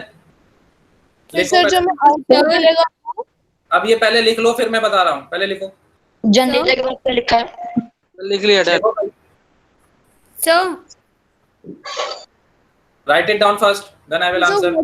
suitable definition capital अपने माइक को करो for a while. Raw materials and money in hand, ठीक है, विल कम अंडर वर्किंग। तो वर्किंग इसके कैपिटल और फिक्स कैपिटल दोनों के दोनों डिपेंडेंट होते हैं इंडिपेंडेंट? क्या कह रही हो? क्या नाम है आपका? कुनिष्का। क्या नाम है? कुनिष्का कुनिष्का। हाँ कुनुष्का, बताओ क्या कह रही हो आप? कुनिष्का। ओके, क्या नाम क्या आपका कंसर्न क्या है? So are fixed capital and working capital both dependent on each other or independent? Working capital and fixed capital are dependent on, Each other or independent?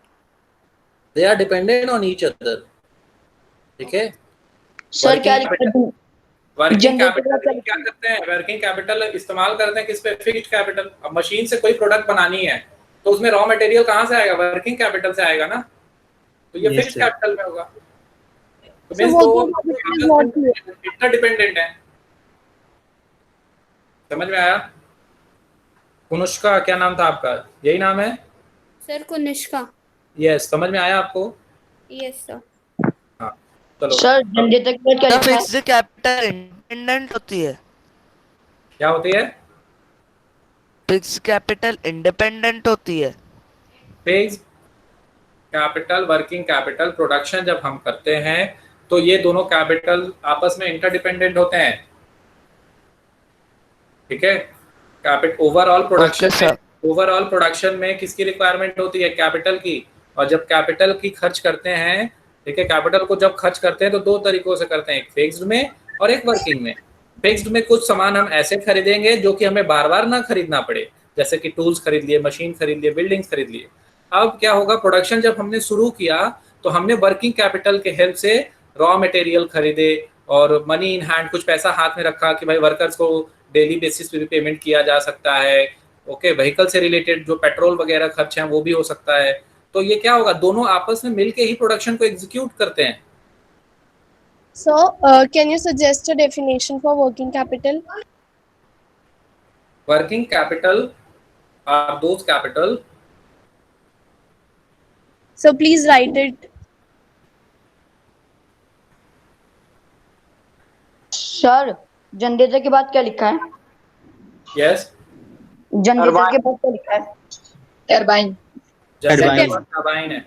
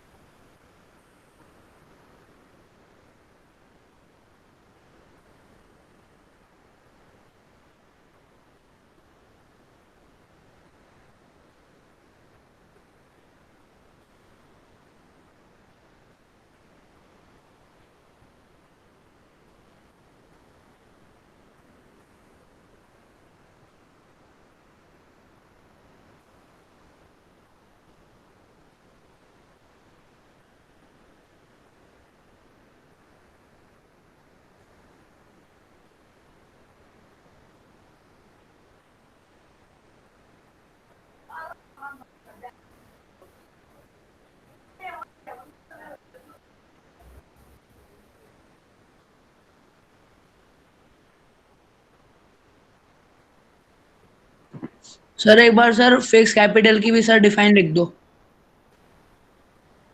So may I? समझ में आया? Yes sir.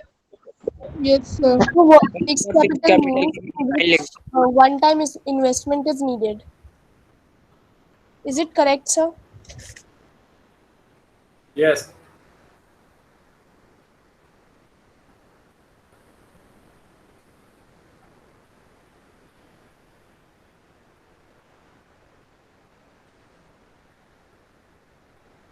Sir कोई ऐसी चीज है जो हमें confuse कर सकते हैं, मतलब एग्जाम में आए कोई भी, जैसे हमने एग्जांपल दिया टूल्स का, लैंड का, कोई ऐसे एग्जांपल है जिससे बच्चा या फिर कोई भी कंफ्यूज हो जाए, जो लगे कि दोनों में भी है, ये फिक्स में भी है, ये वर्किंग कैपिटल में भी? बताओ तो मैं बता दे रहा हूँ ना, तुम्हारा अगर कोई कंफ्यूजन आता है तो पूछो, मैं बता दूंगा। नहीं सर, मैंने इसलिए पूछा क्योंकि एग्जाम का मतलब लेवल ऐसे तो अब है नहीं कि इतना आसान आसान आएगा, तो इसलिए क्या पता कोई हो आपको पहले से बताओ।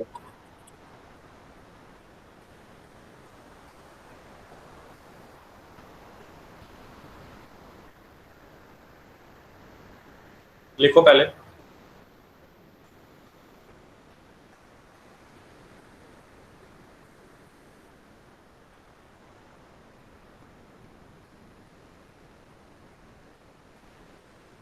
सर बुक में एक ह्यूमन कैपिटल दे रखा है सर, मुझे वो समझ नहीं आ रहा। वो सर कॉटन के प्रोडक्शन में हम टूल्स और मशीन्स इंक्लूड करेंगे रॉ मटेरियल्स के साथ।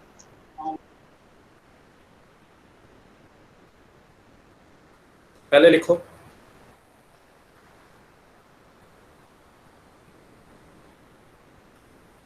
That's sir all. डन।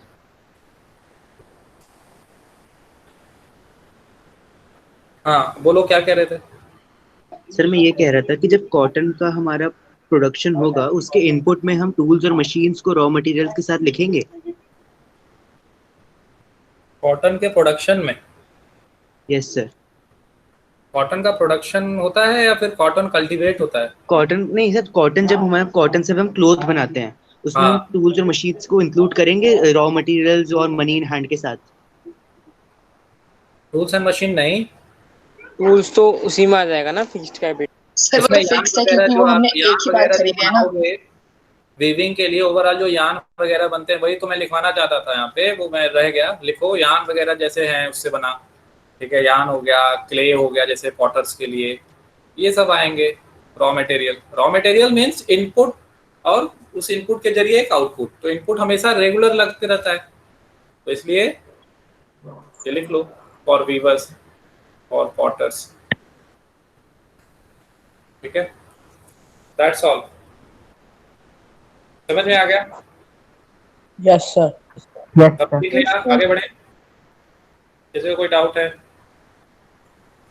नहीं, चलो। No sir. No sir.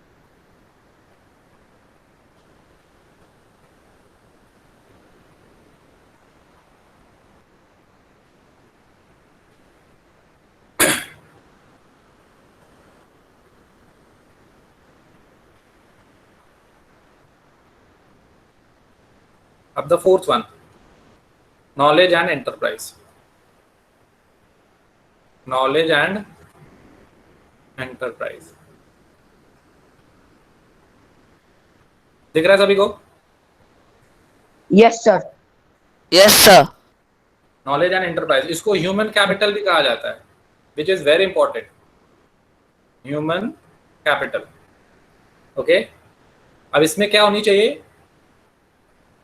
Sir enterprises में लिखो पहले, मैं बता रहा हूँ। Able to put together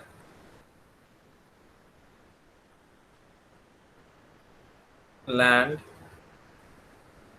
labour and physical capital. अब knowledge and enterprise. Knowledge and enterprise, suppose enterprise here refers to means creating an unit. आप कोई ऑर्गेनाइजेशन बना रहे हो, एंटरप्राइज बना रहे हो, तभी तो प्रोडक्शन होगा। अब वो किसके हेल्प से बनेगा? With the help of capital. तो नॉलेज और एंटरप्राइज को एक साथ जोड़ के रखा गया है, और इसमें ये बताना चाह रहे हैं कि जो ह्यूमन बीइंग है, ठीक है, वो क्या करते हैं? इसी लैंड और लेबर का इस्तेमाल करते हैं, ठीक है। इसी लैंड और enterprise means here refers to organization, any organization. Voice break हो रही हाँ, सर फिर से रिपीट कर दो सर। नॉलेज एंड एंटरप्राइज मतलब ऑर्गेनाइजेशन, बिल्डिंग अप ऑर्गेनाइजेशन। अब अगर आप प्रोडक्शन में देखो, you will required an enterprise where the overall production will take place. समझ में आ रहा है? मींस लैंड No, और enterprise means area of work.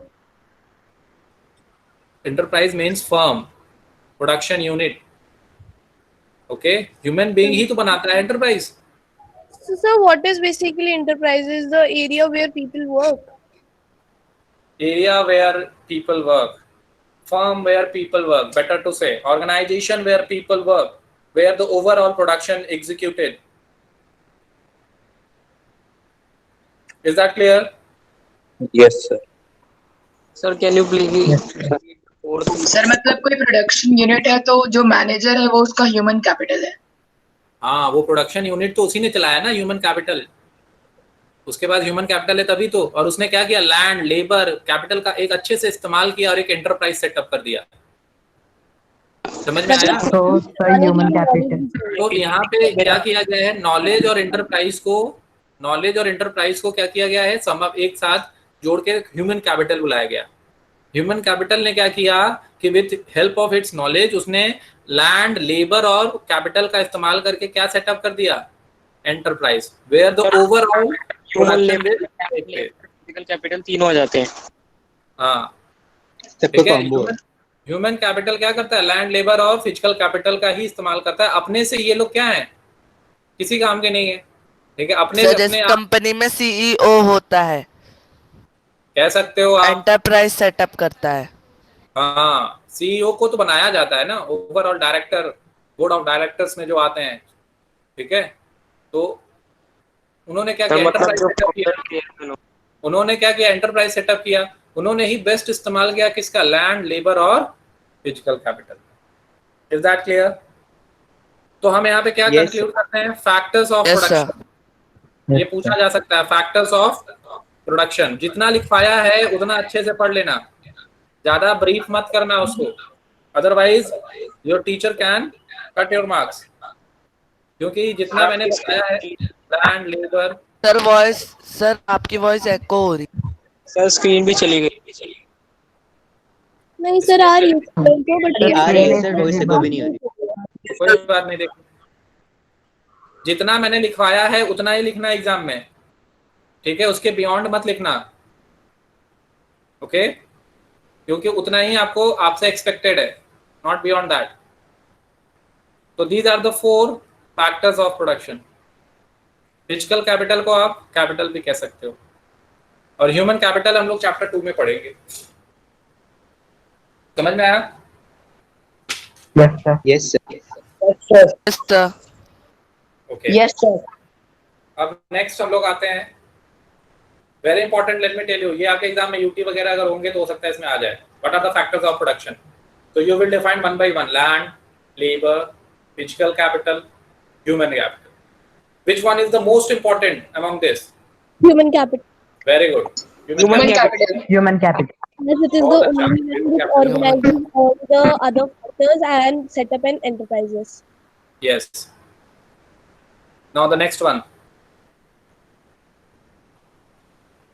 अब हम लोग देखेंगे ओवरऑल फार्मिंग किस तरीके से होती है यहाँ। Okay. Next one will be farming.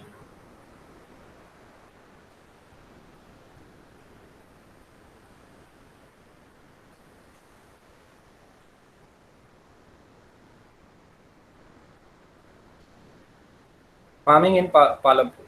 और फार्मिंग को मैंने बता दिया है, मेन प्रोडक्शन एक्टिविटी है, याद है?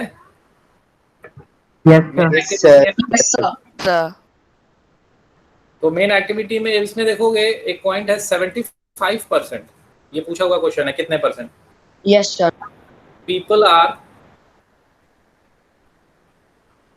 Dependent on it,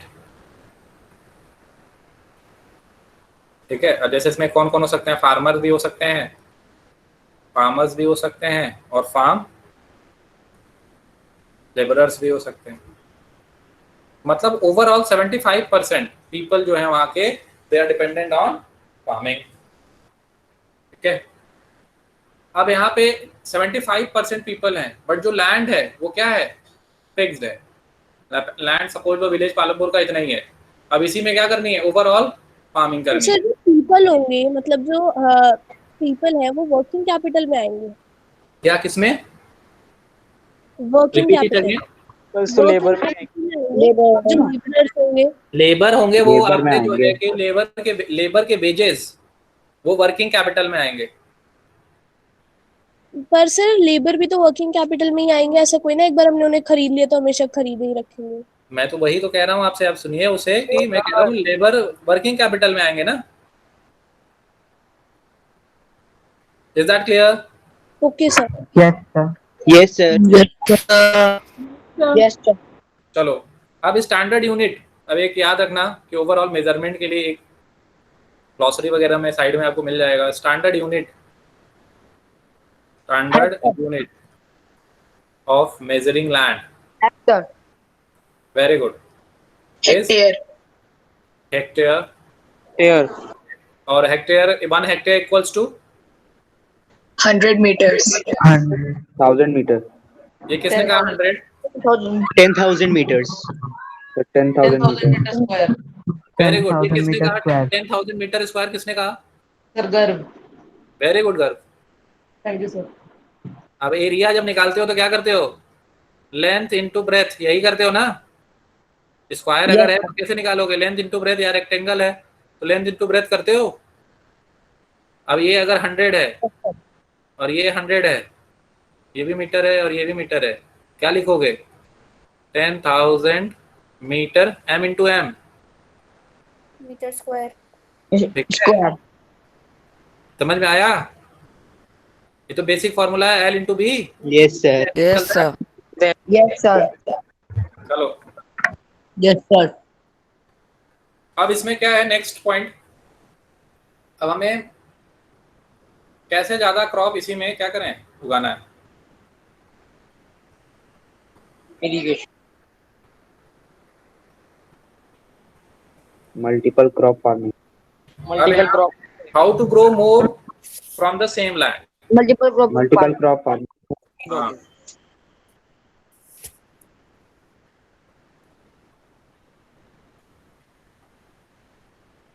how to grow, ये सब लिख रहे हो सभी लोग? Yes sir. Yes sir. Yes sir. How to grow more from same land. तो मल्टीपल क्रॉपिंग। अब एक इसमें, इसको पढ़ने से पहले इसमें कुछ फैक्ट देख लो। Fact of Palampur. पालमपुर में you will find in kharif season, kharif crops not okay season also अगर इंक्लूड कर रहे हो तो इसमें पर्टिकुलरली अब इसको बोला रेनी सीजन में खरीफ क्रॉप उगाए जाते हैं। okay, खरीफ क्रॉप्स में पर्टिकुलरली यहाँ पे जो उगाया जाता है ज़्यादा वो है ज्वार एंड बाजरा। ये लिख लो, ये क्वेश्चन आया हुआ है NTSC का, ज्वार एंड बाजरा। ओके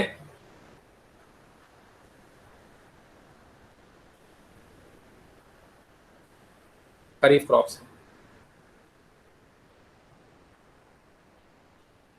फिर next cultivation of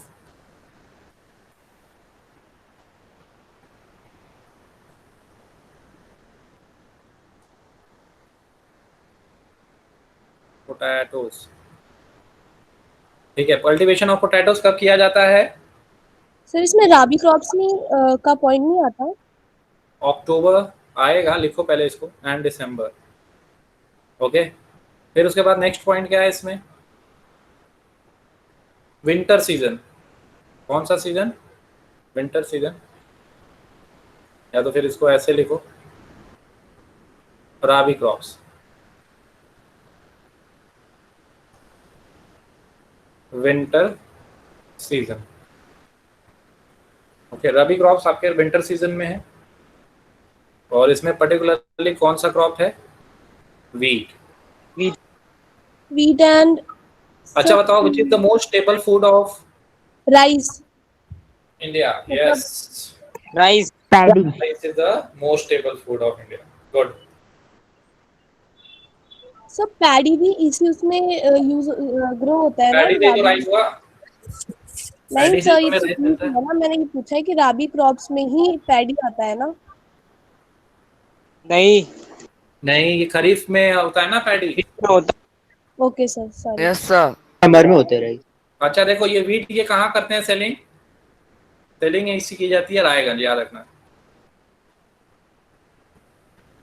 okay, selling done in Raiganj. Wheat, अब देखो कंजम्पशन जब कर लिया, आफ्टर कंजम्पशन जो भी बचता है उसको क्या कहते हैं? After consumption whatever left, surplus. will be called surplus. Surplus. और सरप्लस ही क्या होता है, हमेशा मार्केट में सेल होता है। यही क्या होगा, मार्केट में सेल होगा। और मार्केट कहाँ है, रायगंज। रायगंज क्या है, big village. Big village. Very good. चलो सभी ने लिख लिया आई थिंक। नहीं सर, एक बार लास्ट लाइन। Yes sir. अब यहाँ पे पार्ट ऑफ लैंड में, कुछ पार्ट ऑफ लैंड में यहाँ पे क्या किया जाता है, शुगर केन भी, शुगर केन भी उगाया जाता है। क्या कह रही हो, एक बार फिर से रिपीट करो। सर अभी आपने एक पॉइंट पूछा था ना पैडी के बारे में, हाँ, कि it is the most stable crop in India. Rice is the most stable crop in India, grain in India. चलो done. Yes sir. Sir stable और स्टेपल। स्टेपल। सर एक बार शुगर केन का पॉइंट रिपीट कर दीजिए। लिख लिया सभी ने? Yes sir. सर आपने राइस को स्टेबल बोला, स्टेपल बोला? स्टेपल। Okay sir. फटाफट लिखो।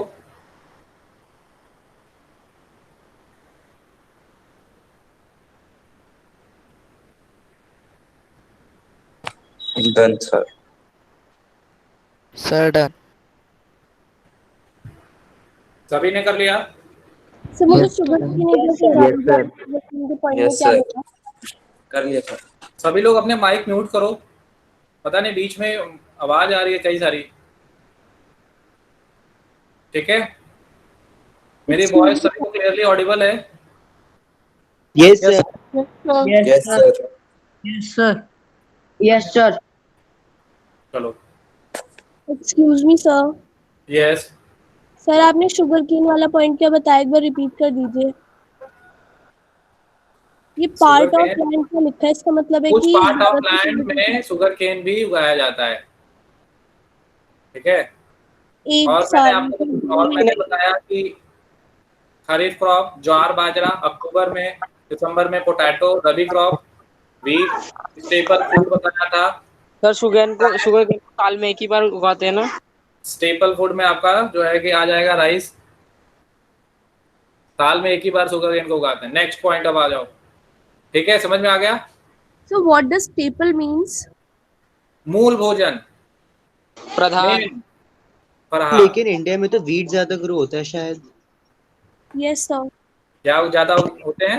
व्हाइट होता है, वीट ज्यादा होता है। स्टैटिस्टिक्स देख लो क्या होता है, you will find the answer. Okay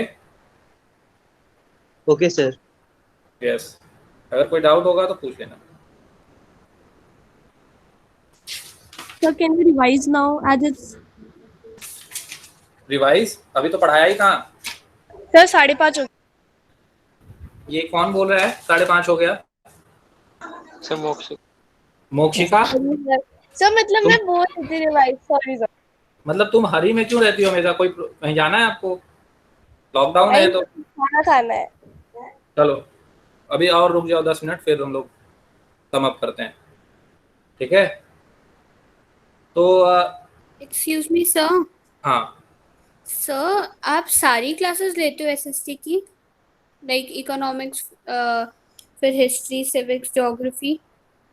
sir क्योंकि हाँ ये जी। मेरी फर्स्ट क्लास है। जी बिल्कुल मैं ही लेता हूँ, बताइए। सर हिस्ट्री और सिविक्स और ज्योग्राफी की भी? हाँ, ठीक है सर। What's your name?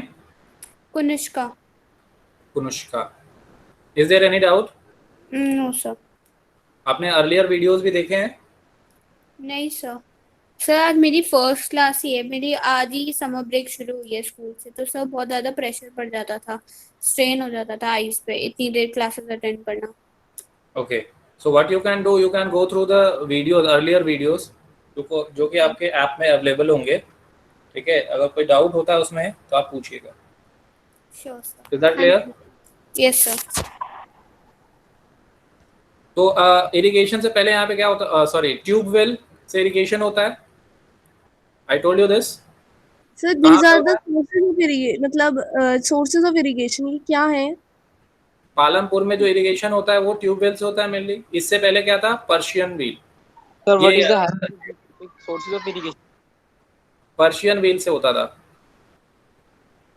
ठीक है। ये एक बार एनटीएससी में पूछ लिया था। तो पर्शियन व्हील आपने देखा होगा, व्हील की तरह उसमें जो है क्या लगे होते हैं, बकेट टाइप होते हैं, और उसी से क्या करते हैं, वाटर निकाला जाता है।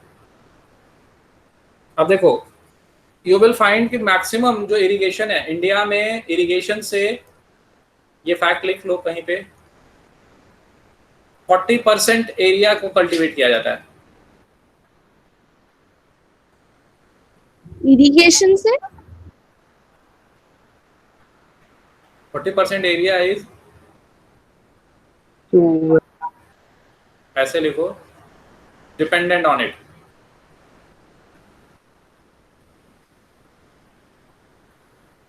ठीक है, इसके लिए, कल्टीवेशन के लिए। Now you will find that nearly 60% किस पे बेस्ड है, रेनफॉल। 60% जो फार्मर्स हैं वो किस पे बेस्ड हैं, सर नाउ करंट भी सर इरिगेशन या ट्यूबवेल। इरिगेशन में 40% एरिया जो है इरिगेटेड है, ठीक है, with different means of irrigation, tubewell, pumping set and all, ठीक है। और 60% area you will find that they are dependent on rainfall. तो इफ रेनफॉल इज, वहाँ पे वाटर के सोर्सेज अवेलेबल है जिनसे लैंड इरिगेटेड हो जाता है, लेकिन अभी भी 60% एरिया रेनफॉल पे डिपेंडेंट रहता है। यस सर ये दोनों फैक्ट है ना? हाँ, ये लिख लो।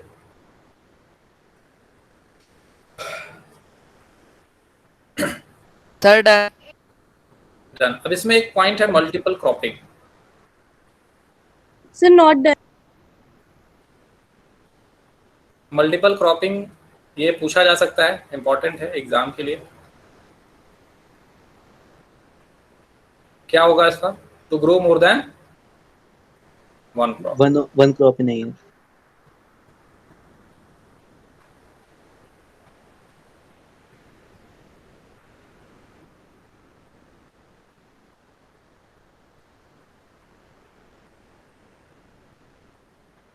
बेसिकली मुझे इसकी हेडिंग समझ नहीं आई सर। ये हम लैंड में फर्टाइल बनाने के लिए क्या कर सकते हैं, वो पढ़ रहे हैं ना? डिवाइसेस फॉर इरिगेशन या कल्टीवेशन। मल्टीपल क्रॉपिंग का मतलब to grow more than one crop on a piece of land during the year. Okay, एक टर्म और भी आएगा इसमें, मिक्स्ड क्रॉपिंग। कोई बता सकता है आप में से? Yes sir. तो मिक्स यस सर, एक ही टाइम पे सर दो जैसे crop। एक एक ही टाइम पे बहुत सारी क्रॉप उगाना। हाँ, एक टाइम पे multiple with in a year, ठीक है। मल्टीपल क्रॉप्स को क्या करना, ग्रो करना। ओके, तो what are the two main crops? Cropping और मिक्स्ड क्रॉपिंग हमें किस हेडिंग के अंडर लिखनी है? ये जो मैंने बताया इसको इस हेडिंग के अंदर लिखनी है, मल्टीपल क्रॉपिंग। मिक्स्ड क्रॉपिंग तो मैंने आपसे एक्स्ट्रा पूछा है क्या होता है। जब हम क्रॉपिंग करते हैं तो एक से ज्यादा अगर क्रॉप को मिक्स करके किया या फिर अदर एक्टिविटीज को भी उसमें इन्वॉल्व कर लिया तो उसको स्कैटर कर दिए सीड्स और वो ग्रो करना। हाँ मिक्स क्रॉपिंग और मल्टीपल क्रॉपिंग जब दोनों डिफरेंट होते हैं ना? हाँ, दोनों डिफरेंट होते हैं, मिक्स अप मत कर देना। इंटरक्रॉपिंग भी अलग है। अब इसमें से ये बताओ, what are the two main crops of Palampur? Kunushka, rice and Kunushka, क्या नाम है आप? कुनुष्का, अभी बात जिससे मेरी हुई थी। सर कुनिष्का। हाँ, ओके। तो टू मेन क्रॉप, आपने ये चैप्टर पढ़ा है स्कूल में? Yes sir. दो मेन क्रॉप कौन से हैं sir?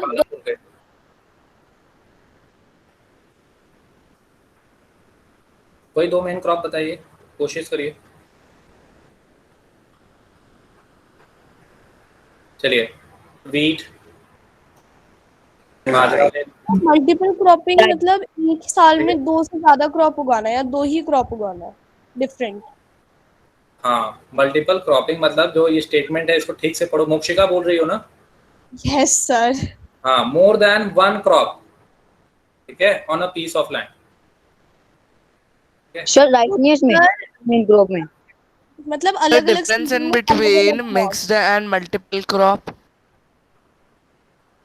Mixed and multiple difference ये है कि मिक्स्ड में एक से ज्यादा क्रॉप को साइमल्टेनियसली क्या कर सकते हैं, हम ग्रो कर सकते हैं। फॉर एन एग्जांपल, हमें अगर सपोज रबी क्रॉप में वीट का कल्टीवेशन कर रहे हैं तो साथ ही साथ हम क्या कर सकते हैं, मस्टर्ड का भी कर सकते हैं, तो मिक्स करते हैं। the definition of mixed cropping also so that it can be more clear. ठीक है, इसके डेफिनेशन आपसे पूछा नहीं जाएगा, बस आप इसको और इसको मर्ज अप मत करना, इसीलिए मैंने आपको बता दिया। अब देखो वीट एंड बाजरा दो मेन क्रॉप हैं, यहाँ पे एक थर्ड है इंपॉर्टेंट क्रॉप। थर्ड वाला कौन सा है? Sugar potato. ये सब पालमपुर की है ना, two main crop of third one Palampur. Is potato. Sir rice नहीं है, मतलब सर ये पालमपुर की है पालमपुर ना। के बारे में डिस्कशन हो रहा है यहाँ पे। टू मेन क्रॉप में राइस नहीं है। नहीं, राइस का यहाँ पे जिक्र नहीं है, पालमपुर में राइस कम खा रहे हैं। सर जागरी।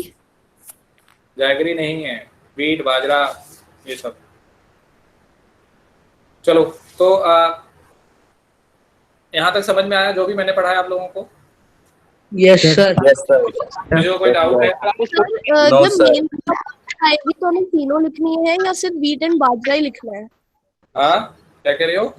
सर अगर कभी ऑब्जेक्टिव टाइप क्वेश्चंस में तीनों ऑप्शन दे रखे हैं और एक दे रखा है A and B correct and एक दे रखा है all of them are correct, तो हमें पोटैटो को भी करेक्ट ही मान के चलना है। टू मेन क्रॉप या थर्ड अगर ये पूछा जाए कि third important crop, third crop कौन सा है तो पोटैटो होगा। ठीक है, टू मेन क्रॉप पूछा जाए तो वो वीट बाजरा लगा देना। ठीक है सर अगर पूछा जाए 3 मेन क्रॉप्स ऑफ पालमपुर, हाँ, और उसमें अगर उसमें ऑप्शन में दिया है वेट, अगर ऐसे क्वेश्चन में ऑप्शन में दिया है वीट बाजरा पोटैटो, ठीक है, तो इनको कंसिडर पहले कर लेना। ठीक है, पर सर अगर मैं बता तो रही हूँ, अगर सिर्फ इतना पूछा है कि मेन क्रॉप्स ऑफ पालमपुर और उसमें पहले दो ऑप्शन दिए वीट एंड बाजरा और थर्ड दिया है पोटैटो और एक जगह ऑप्शन है A and B are correct and एक जगह है all of them are correct, तो अब क्या ठीक करना है, करेक्ट करना है, मतलब टिक करना है ऑल ऑफ देम। अगर चार ऑप्शन से देखो ज्यादा होगा नहीं, पहली बात आपके ऑप्शन 5 हो गए। ठीक है, तो 5 ऑप्शन तो आएगा नहीं, 4 ऑप्शन आएगा, और आप जब ये ऑप्शन आएगा तो आप खुद ही समझ जाओगे कि करेक्ट क्या है। जो एग्जामिनर एग्जाम लेते हैं वो ऐसे क्वेश्चंस नहीं देते हैं जो कि स्टूडेंट ना कर पाए। ठीक है, क्वेश्चन इस तरीके से, इसमें जरूर एक ना दो क्वेश्चन ऐसा होगा, एक ना दो ऑप्शन ऐसा होगा जो कि क्लियरली उससे रिलेटेड नहीं होगा। जैसे हम लोगों ने जो पढ़ा टू मेन क्रॉप में या फिर ओवरऑल क्रॉप में, हमने राइस के बारे में यहाँ नहीं पढ़ा, तो एग्जामिनर क्या करेगा, उसमें राइस भी ऐड कर देगा। तो जो बच्चे ने अच्छा नहीं पढ़ा है अच्छे से, वो इसको मालूम होगा कि अरे पालमपुर में तो राइस का डिस्कशन ही नहीं हुआ, तो rice will not be included. But sir अगर सिर्फ मेन क्रॉप है तो उसमें हमें वीट और बाजरा ही लिखना है। वीट बाजरा और एक ज्वार भी है, अगर बाजरा नहीं है ज्वार लिख दिया है उन्होंने तो ज्वार भी कंसीडर कर लो at that time, because bajra is not written over there. Jowar bajra में क्या फर्क है? Jowar bajra they are different, these are coarse crop. जब आप एग्रीकल्चर चैप्टर पढ़ोगे तो इसके बारे में डिस्कशन होगा, तो वहाँ डिस्कस करूंगा मैं।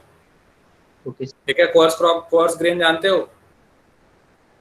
ज्वार बाजरा रागी। सर जो ओट्स होते हैं वो किस में आते हैं? हाँ, ओट्स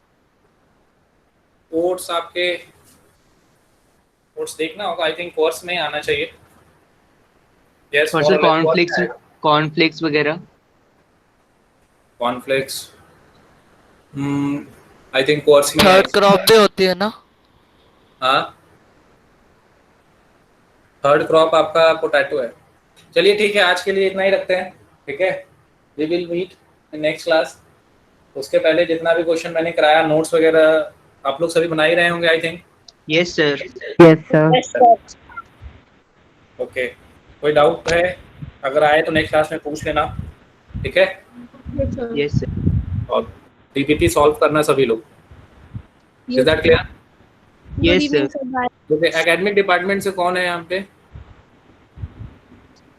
गुड इवनिंग सर। हाँ, गुड इवनिंग। अभी रुको, आप लोग जाओ मत। एकेडमिक से कौन है मैं ये पूछ रहा हूँ।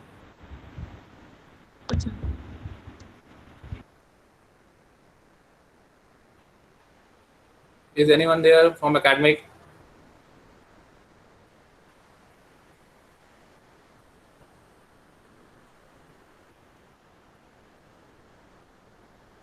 सर उनका माइक ऑन है वो शायद एकेडमिक्स के। Wait, let me see.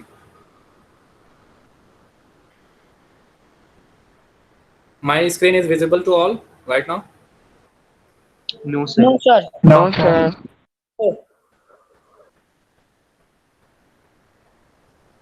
Chat में कई सारी बातें लिखे हैं। Sachin, it's disturb our study. क्या है ये, कौन है? Don't spam. आप लोग आपस में बात नहीं किया करो, ठीक है, जब क्लास चला करे। एकेडमिक्स डिपार्टमेंट लक्ष्मी नगर। हर्ष सर,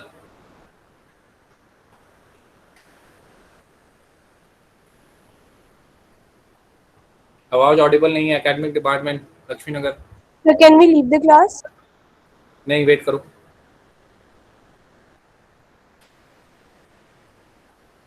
एकेडमिक डिपार्टमेंट लक्ष्मी नगर, मेरी आवाज आ रही है आपको?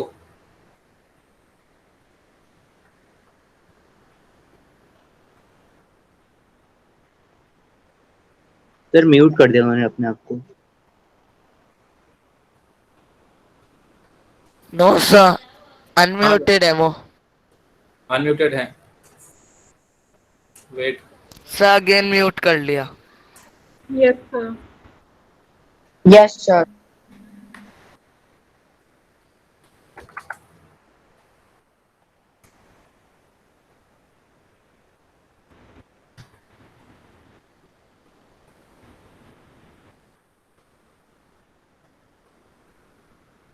हर्ष सर,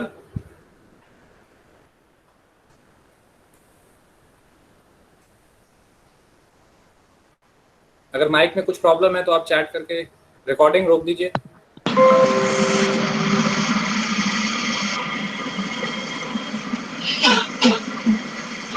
क्या बात है मेरी जाना।